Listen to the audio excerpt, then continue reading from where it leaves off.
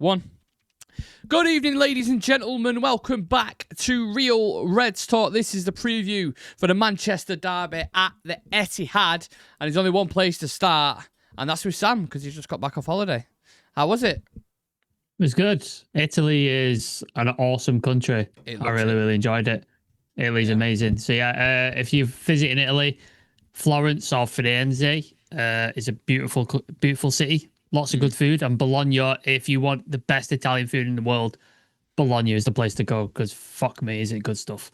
Yeah, super jealous of the authentic Italian food, I can't lie. It's definitely on the bucket list at some point. Yeah, we'll get on to Italians actually a little bit later on in regards to goalkeepers, because I think Pep's got a big decision there. But before we do that, Shreyas, how are we feeling about this game? Optimistic? Worried? What's your general kind of feeling without giving too much away? Optimistic. Okay. Why? It's a derby. City aren't doing well. We aren't doing well. Bends the odds in our favor. Okay. All right. I like that. I'll take it. I do think there is that kind of narrative going into this. I was literally just speaking to a couple of coaches then who were both City fans. And even they was like, I don't know, I'm a little bit worried about this game. I think we've not started the season right. And you don't usually hear that from City fans. They're usually quite confident and cocky, so I think that's very, very interesting. Would love to hear everyone else's thoughts.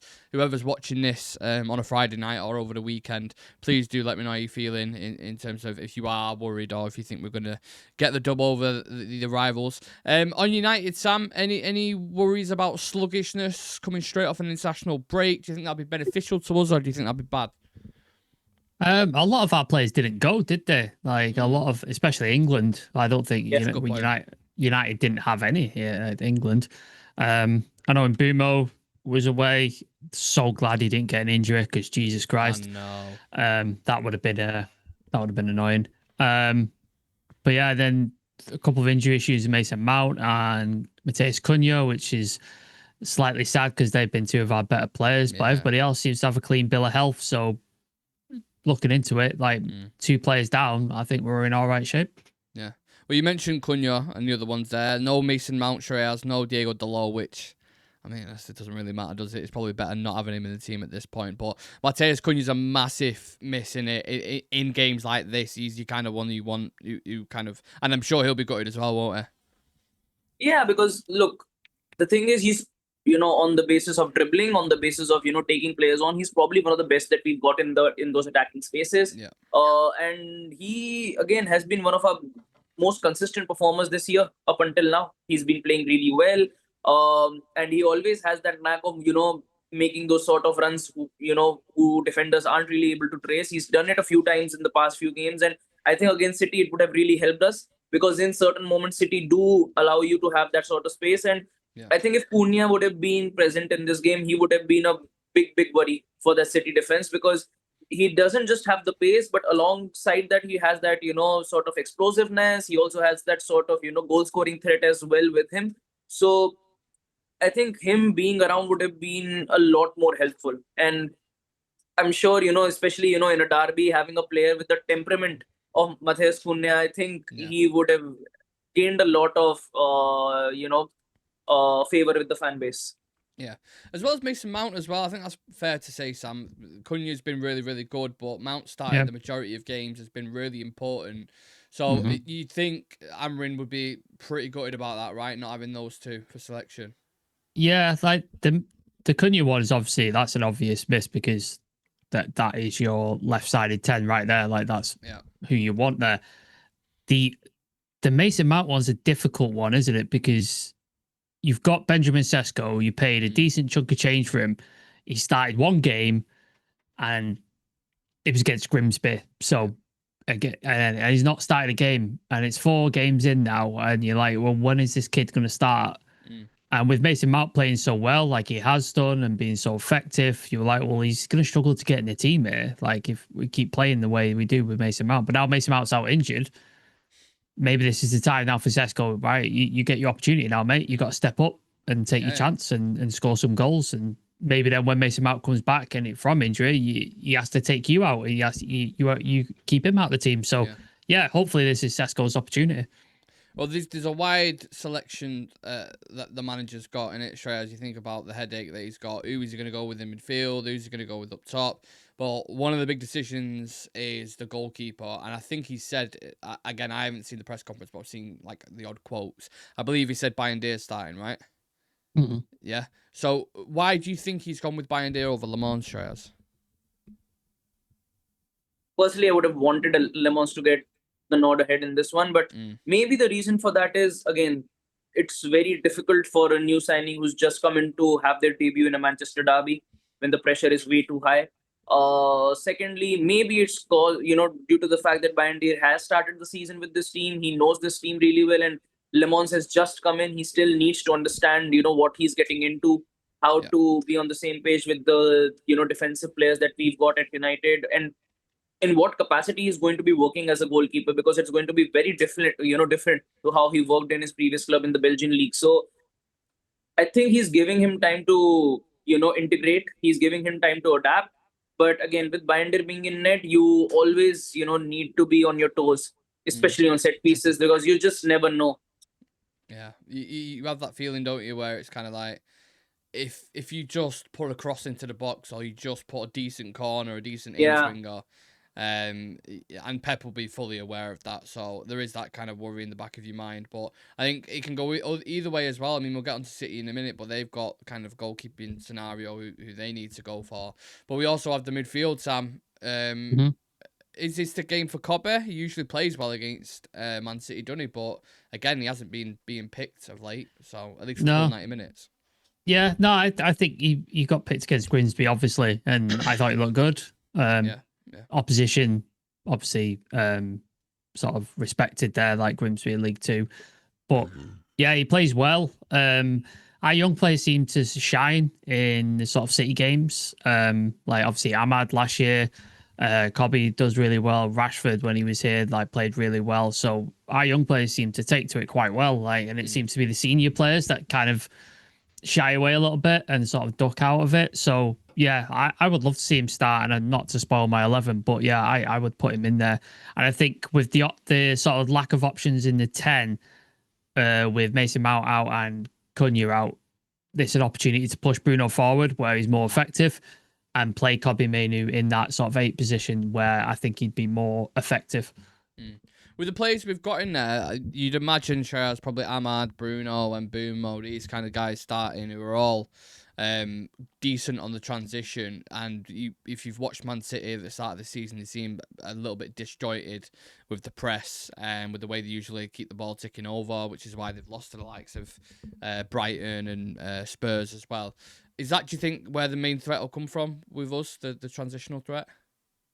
I think the transitional threat is definitely going to be there always with United, especially against City, because if you look at the past 5 to 6 games that we've had with them, most of the times when we won, or most of the times when we scored, is because of those transitional plays, and we seem to, get the better of them in those sort of moments every single time.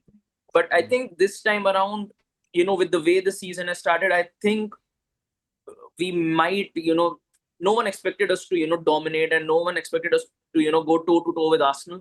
Yeah. So you never know how we are going to be coming up against City, because if we, turn up the same way we did against City, the same way we did against Arsenal, we might be looking at a completely different picture as to how things are going about. Because right now, the biggest problem that Pep has got is not just, that he's got the attack misfiring or the midfield is misfiring, but he's got problems all over the pitch. His defense is compromised, midfield. He signed some really good players. Rodri is back as well, but they're still not able to get that tune together in that midfield. They're not able to find the balance. So I think United have got a good opportunity. And just like, Pep must have done his homework as well regarding a goalkeeping situation and a couple of areas where we do seem to lack. But on the same hand, Amorim must have done his homework as well, because he knows what sort of areas in what areas City lack, in what areas City can be exploited. And again, Amorim is still unbeaten against Pep. 3 games, 2 wins and a draw. So the odds are still in Amorim's favour. Yeah, as Katniss Everdeen would say in the Hunger Games, may the odds ever be in your favour. Speaking of odds, it's a little bit weird, Sam. Both teams have quite big injuries going into this. I'd say even more so Man City, I think I can't say his name. Nori, the new wing back, is out for them. I think Marmouche is also out. Ryan Cherky, praise the Lord that he's out. Can't stand that little rat bag.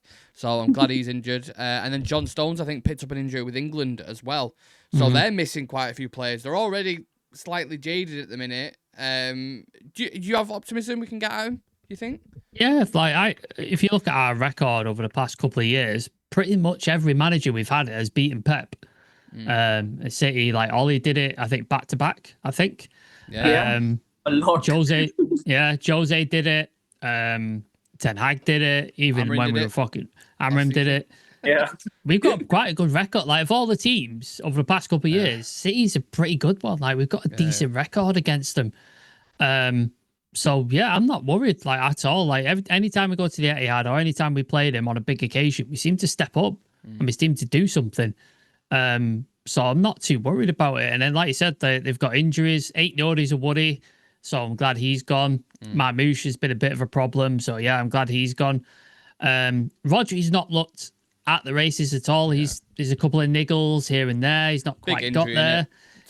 So he's not quite up there. Obviously, missing De Bruyne, who is a massive connection with Haaland. So you miss it. He's gone now. So, and I think their buys over the last couple of years haven't been good. I don't think they've rebuilt this squad the way they normally do. Normally, they go out and get the players and they come in and they either Pep puts them on ice for a year and then they come back and they're fucking smashing it. Or he brings them straight to the team and they're like the class. The last couple, they've not been great. That Kusanov had an absolute nightmare against, was it Chelsea? Was it Chelsea the game? The game, but I know what game and he's referring to. Barely got into the team since. The midfielder Nico Gonzalez, he looks okay. Yeah. He's not fantastic. 50 million, by the way. Yeah, he spent 150 million in January, and then they've spent 200 million in the summer. Honestly. Marmouche, I think it will be a success. I think he's a good player. Doku and Sedania flops, both of them. Yeah, Doku, I was expecting him to step up. Hasn't. Like, he looks interesting and then just hasn't. So I don't think their purchase, the goalkeeper thing is fucking weird. They were trying to force Edison out the door. They've got James Trafford back, who's going to be their number one, and now they signed Donnarumma. So, like, what's going on there? Like, how would you feel if you're James Trafford? Like, that's bizarre. You're pissed off when you were there. Yeah, I'd be furious. So there's a lot of weird turmoil going on, City. So yeah, it plays a lot into United's favour, in my opinion.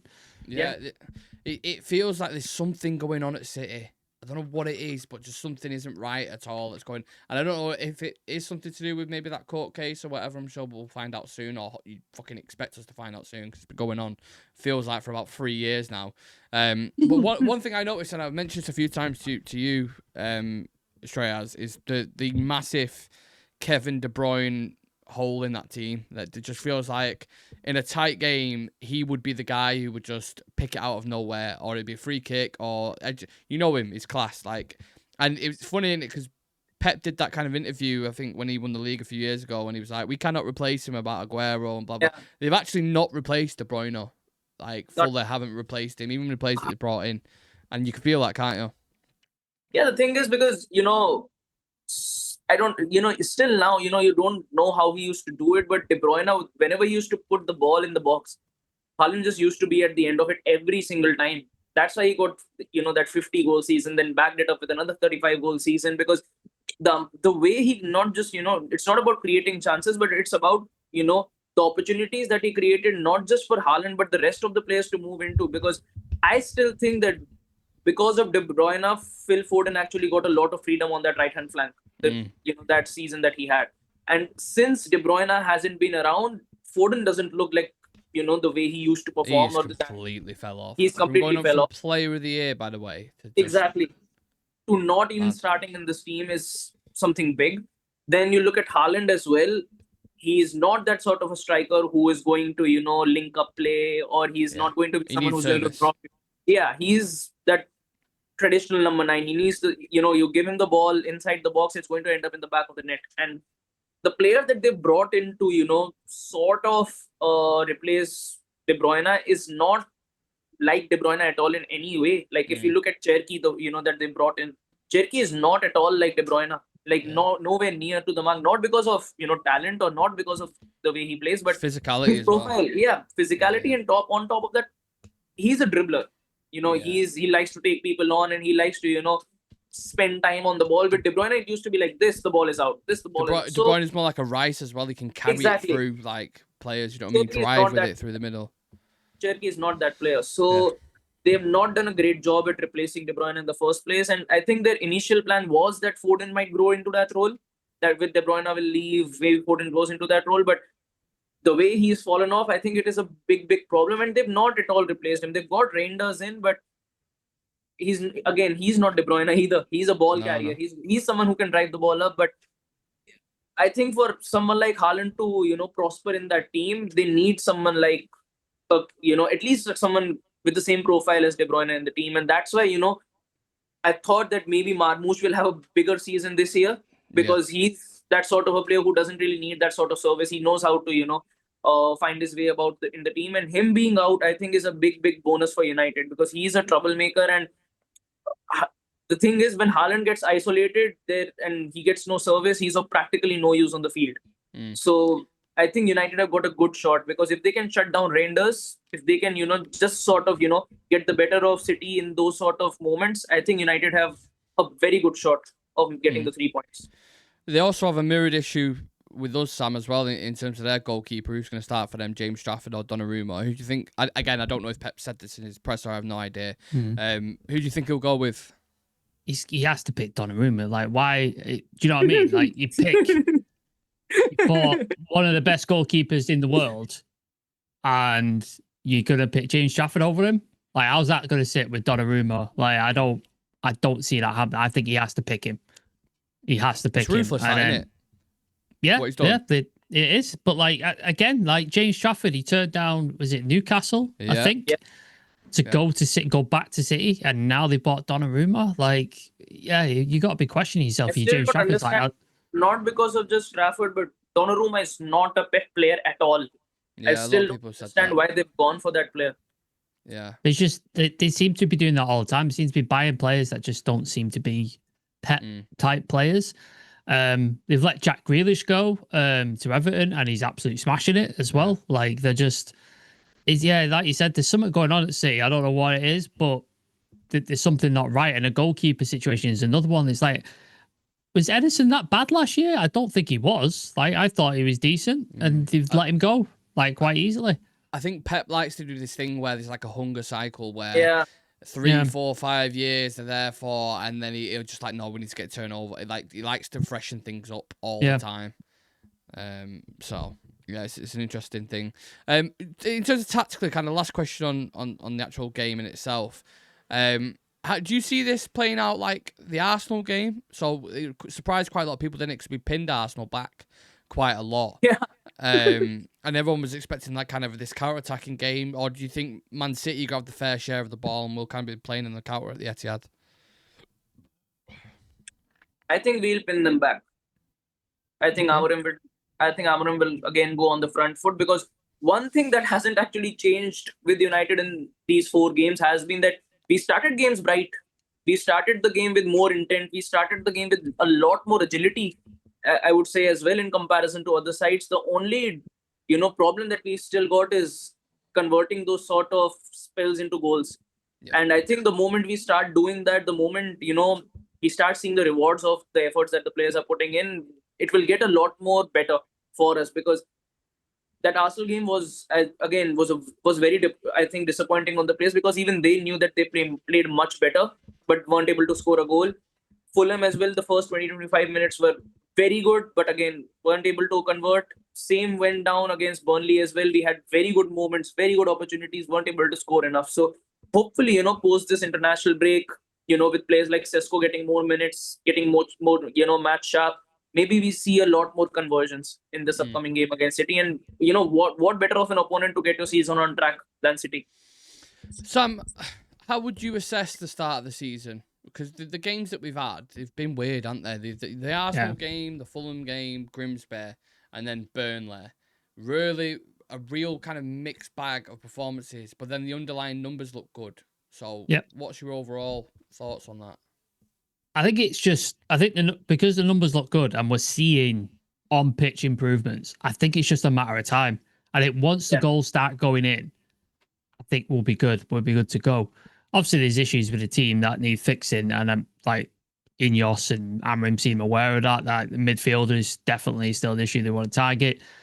You're probably looking at defensive issues with Maguire running out of contracts. I think Shaw's deal's up soon, so you might want to look at retooling there as well. So I'm sure they're well aware of like issues in the squad. But like you said, the numbers look good. We're seeing improvements on the pitch. I think if you just take the Grimsby one aside, which I know is difficult because it was such a horrendous performance. Yeah. Arsenal, great game. We deserved better. We got caught out on a set piece because our keeper flapped. It happens. Like, it does. Yeah. It happens. So I can't really be too upset with that.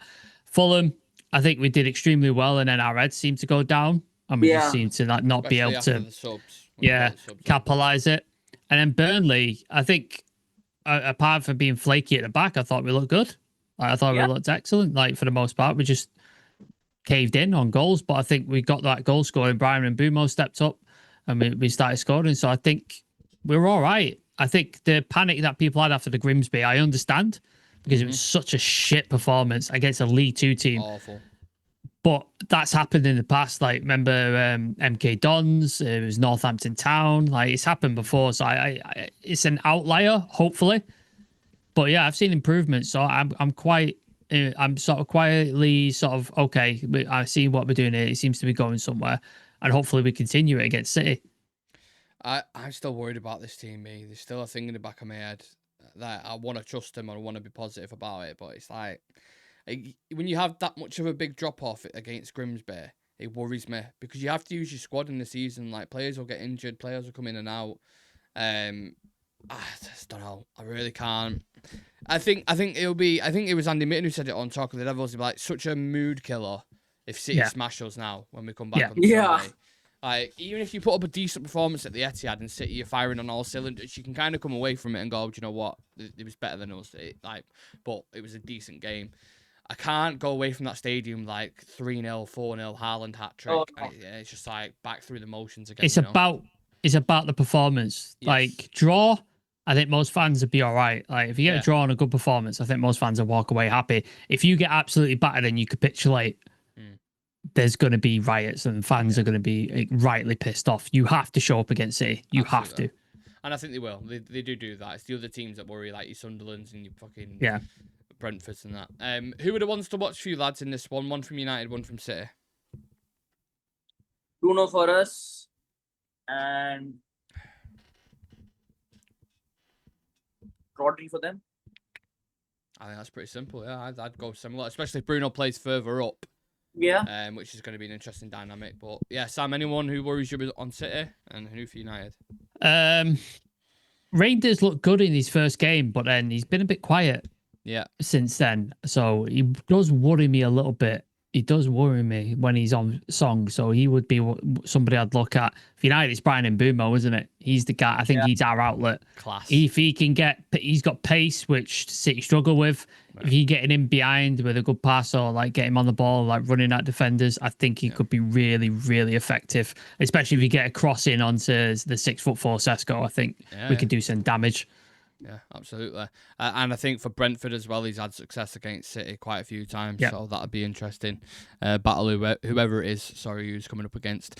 Right, let's get into the predicted 11. Shreyas, yours is on the screen first, mate. So if you want to talk us through yours. Yeah, I think that I've gone with Bindirin Net, Ahmad, Yoro, Delit, Mazraoui, and Dorgu. Oh, Mazraoui. Forgot he was back. Shit. Yeah. And especially because it's against City, I want Mazraoui in that back line instead of Shaw. Nothing against Shaw. I think Luke Shaw has been fantastic in these few games. But I just think that, with the way City are going to be lining up in this game and with the way their forwards are, I think having Mazraoui in there fills me with a lot more confidence. So that's why I've gone with Mazraoui there. Besides that, Dorgun definitely needs to come into that team. You need that pace. And I think you need someone in that left-hand area who can actually, help you create those sort of overloads. The way we've seen him work with Cunha, I think that Dorgu definitely needs to come back into this team. Then I've gone with Casemiro and Bruno in the middle because even till now, with all the combinations that I've seen in midfield, Casemiro and Bruno are probably the only ones that, are able to make that system work, because we probably played our best football till now with Casemiro and Bruno in midfield together. Yeah. So I think it will be Casemiro and Bruno there. And up top, I've gone with Mbumo, Xerxes, and Sesko, because Interesting. I think Xerxes look good. And I think in this sort of a system where, you've got Sesko and Mbumo who are blessed with pace, they are really rapid. You've got someone like Xerxes who can hold the ball up and play them in. And I think City will definitely have a problem when you've got a blend of different profiles in their attack. Not just, sheer pace on the counter attack, but someone who actually All knows. of them different as well, Exactly. aren't they, in their own right? So, Yeah. Mbumo is sort of like your all-rounder. Xerxes is someone who knows how to, pin people around, then, link up play. And then you've got someone like Sesko as well, who's, An I area hope, threat. exactly. Yeah. So that's why I've gone with Doggo on the left as well. You need someone to put those crosses into the box. And I think this front three can actually work and cause a lot of damage, especially with the way City are playing right now. Yeah, I don't mind it at all. Sam? Yeah, Bayende obviously, because I mean, I would have put Le Mans in there, but Amorim said it's going to be Bayende. Mazraoui at right back, he's back now. Dallo is out. I think Ahmad might be used as a late sub to stretch them in the last half hour or so, and I'd love to bring him on for the last 30 minutes just to cause an absolute chaos, especially if we need a goal. Do you think he's done that because the Arsenal game? I think he went with Dallo as well, didn't he, at the start? Yeah. So maybe we see that towards the end. And I think Mazraoui, I think no matter where you play him, he's excellent. He's good. He's just so good. Chameleon. So I'm so glad that he's back now. I'm really glad he's back. Yoro, Delic, Shaw, they picked themselves. I think they're our best three centre defenders, I would say. Dorgu to stretch them. He's got pace. He'll go up and down all day. Like he'll just keep going, which you need, especially. And I think if we could target, especially with Aït-Nouri being out, I think we could target that side and maybe sort of exploit their fullbacks. I think he'll put Ugarte in there. It just seems like an Ugarte game, doesn't it? Cause trouble, break up some stuff in the midfield. Reinders, Bernardo Silva, just cause a bit of aggro and break some stuff up. I think that is the thing. Mainu, because I think he plays really well in derbies and give the kid a chance to step up, especially with the issues you've got in the front line. Bruno, because Bruno starts the thing, and I think he's way more effective in the 10 than he is in the 8. I think that's where you need to play him. In Mbumo, for the reasons we touched on, and then Sesko has to start now. Mount out, Cunha out. You haven't got the excuse of playing them. They're playing well. Like, put him up top, and let's hopefully he gets a goal against him, because what a way to announce yourself, innit? Like, get a goal in the derby. God, first start. That's it. Yeah, that's it. There you go. Mate. So, yeah, that'd be my team. My fucking pants would be off if Sesko scores against me. It's party time, honestly. My team's very similar, I think. But the only difference I've put in is Ahmad at wing back, and the reason why I put Ahmad at wing back is because he scored the winner against City. So I want to see. I like that combination on the right hand side with Mbumo and Ahmad. I think there's something definitely there to work with. And I think just causing problems across the pitch. I like Shreyas' point as well about the mixed blend of profiles that you've got. So as a centre-back or as a wing-back, whoever it is, the players, because there's going to be fluid rotation between each player, you've got different problem every single time. You're like, Xerxes, you got to kind of drop off a little bit, can't touch tight, and then Sesko, you got to worry about the running behind, and Mbumo can do both sides of the game. So, yeah, I'm fascinated with that, see who starts. The midfield for me, the reason why I've got Mainu Ugarte, I don't know why. I think Mainu, it just seems to perform against City, and I think he can start in this. I think it'd be his big game, his kind of entrance. Yeah. Ugarte is the one where I'm like, maybe he'll go Casemiro, but yeah, I don't know. Just a gut feeling with that. There's no kind of logic to it or anything. It's just kind of what I've gone for. So, yeah. Having said that, lads, I think now we can... Oh, no, sorry. Quick fire round, and then we'll do the score prediction. My apologies. Who will score first? United. I think City. Okay. Will there be any red cards? No. Which manager is under more pressure? Amorim. It's always the United manager, isn't it? It's always the United manager. Okay. Who's under more pressure if they lose? I still say Amorim. I think Amorim could do whatever, and United manager's under pressure. Like it's just the way it is. One of the questions will Sesko start, but we've answered that with the teams that we've just done. Who gets player of the match in this? Who do you think will stand out? Bruno. Mbumo. I think Kobe. I think if Kobe starts, he's going to have a good Hope game. so. I think it's be his breakout game. Okay, then. We've got to the end of it, and this is time for everyone else as well. Viewers, score prediction for the Manchester derby. Who wants to kick things off, lads? 2-1 United. Nice. I agree. I agree. Oh, you agree as well? Yeah. Am I going to be that guy? Are you saying loss? Are you saying we're going to lose? What do I always do in these situations? What? You going 2-2? 2-2. 2-2, yeah. Yeah. God's sake. We need 2-2. to ban Nick from being able to predict 2-2 because it's just it's a cop out every week. It will now It end in a is. draw. It is. I agree. Like it, can't defend it. Cannot defend it. But yeah, I'll take a draw, and I'll absolutely take your score predictions even more. Yeah. I'm hoping for a good game. Sunday we will be here. Pre-match build-up, post-match, of course, as always. So happy football is back. The international break's just fucking shit. Even a 5-0 win for England against Serbia couldn't interest me. I'm like, it is what it is. So happy United's back. Happy Premier League football back. Get your score predictions in the comments section and get your predicted 11s as well. Leave a like on the video for us. Subscribe to the channel. Closing in on 30,000 subscribers now, which is amazing. And yeah, check us out on socials: Instagram, TikTok, and X. And me, Sam, and Shreyas. I'll catch you guys in the next one. See you in a bit.